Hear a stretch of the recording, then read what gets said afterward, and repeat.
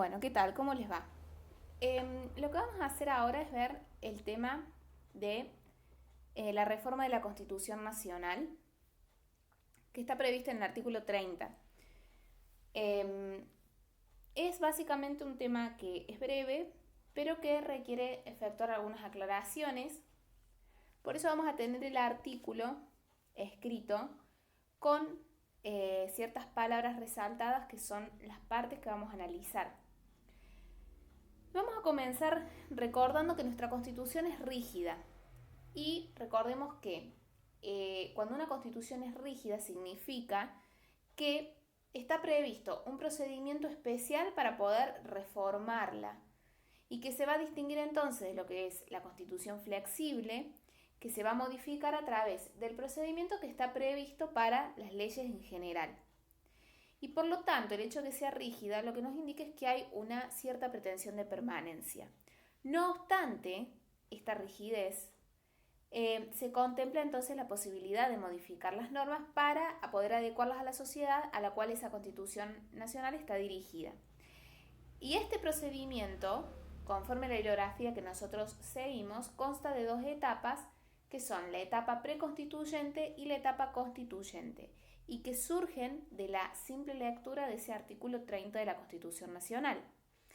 La etapa preconstituyente está a cargo del Congreso y la constituyente propiamente dicha va a estar a cargo de la Convención Nacional Constituyente, que es lo que básicamente establece el artículo 30.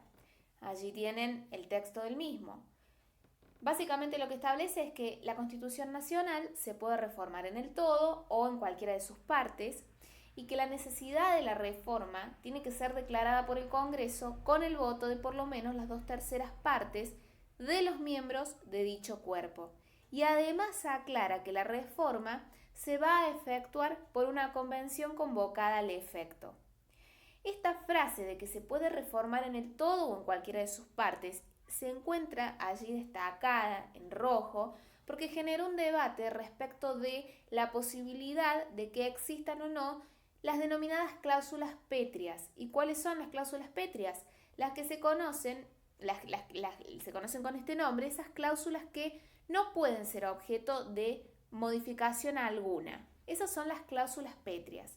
Y acá existe una división doctrinaria respecto de si existen o no esas cláusulas en la Constitución Nacional. Por ejemplo, Vidar Campos dice que sí existen y pone como ejemplo la cláusula que establece la forma democrática y federal de Estado, la que establece la forma republicana de gobierno, la de la confesionalidad del Estado. Y en la vereda del frente ubicamos a autores como Banossi, que por el contrario sostienen que no existen limitaciones a las reformas constitucionales. Por otro lado, nos vamos a encontrar con la frase de la declaración de la necesidad de reforma por parte del Congreso. Lo que se ha discutido respecto de esto es si esa declaración se tiene que hacer por ley o bien si se trata de una declaración en sentido estricto de naturaleza política y preconstituyente. Y nos podríamos preguntar, bueno, pero ¿cuál es la importancia práctica de determinar si es por ley o por declaración, ¿no? La importancia radica en que, por ejemplo, si es por ley, el Poder Ejecutivo podría ejercer el derecho de veto, lo que claramente no lo podría hacer si se trata de una declaración. ¿Cuál es la postura por la cual se ha inclinado la mayoría de la doctrina? Por la segunda, considerarla que es una declaración. ¿Qué nos muestra la práctica institucional? Nos dice la bibliografía que todas las declaraciones sobre la necesidad de reforma efectuadas por el Congreso tuvieron forma de ley. Pero en el seno de la Convención Nacional Constituyente de 1994 se inclinaron por considerarlo una declaración de naturaleza política y preconstituyente. Pero la forma que adoptan es la forma de ley. Otra también de las cuestiones debatidas, y por eso resaltamos 2/3 partes, tiene que ver con el quórum que se requiere para esta declaración de necesidad por parte del Congreso. ¿Y esto por qué? Porque el artículo 30 no nos está indicando si se trata de, dice, las 2/3 partes al menos de sus miembros, pero no nos dice si es la totalidad de los miembros de cada cámara, los miembros en ejercicio, los miembros presentes. Y es importante saber a qué se refiere porque ese criterio va a influir en la mayor o en la menor dificultad para poder promover una reforma constitucional. No es lo mismo que se requieran las 2/3 de la totalidad de los miembros de cada Cámara, decir, no, se requiere las 2/3 de los miembros presentes. ¿Qué es lo que dice la mayoría de la doctrina? Requiere el mayor grado de consenso para una reforma constitucional. Es decir, que optaría por esto de la totalidad de los miembros de cada Cámara.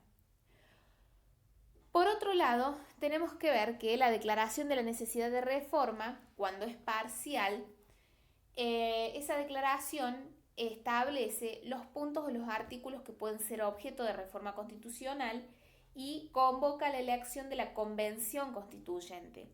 También esa declaración de necesidad de reforma puede establecer límites formales y límites materiales a la actividad de la Convención.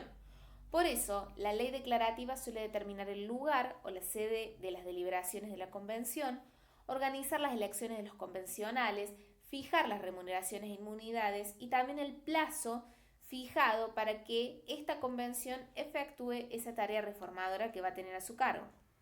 Ahora bien, yéndonos ya a lo que es la segunda parte del proceso de reforma, que va a ser llevado a cabo por una convención constituyente, tenemos que decir que la reforma únicamente puede ser realizada por esta convención o asamblea constituyente que se va a reunir al efecto, a esos efectos únicamente, y que va a estar compuesta de representantes elegidos por el pueblo o bien de conformidad con lo que disponga la ley de la declaración de reforma. Estas convenciones reformadoras no solamente van a tener límites materiales, sino también temporales para ejercer sus competencias. Los límites materiales, ¿a qué se refieren? A los aspectos que están vinculados a la ley declaratoria de la necesidad de reforma, que va a circunscribir la competencia de la convención a los temas fijados, ya sea en forma expresa o implícita, salvo que se trate de una reforma total. Y en cuanto a los límites temporales, se refieren a que la convención no puede exceder el límite temporal fijado por la ley declaratoria de la necesidad de la reforma. Dentro de estos límites, la convención tiene soberanía, es soberana. ¿Para qué? Para reformar o no la Constitución y para hacerlo según su voluntad, ya que representa al pueblo en su más alta expresión.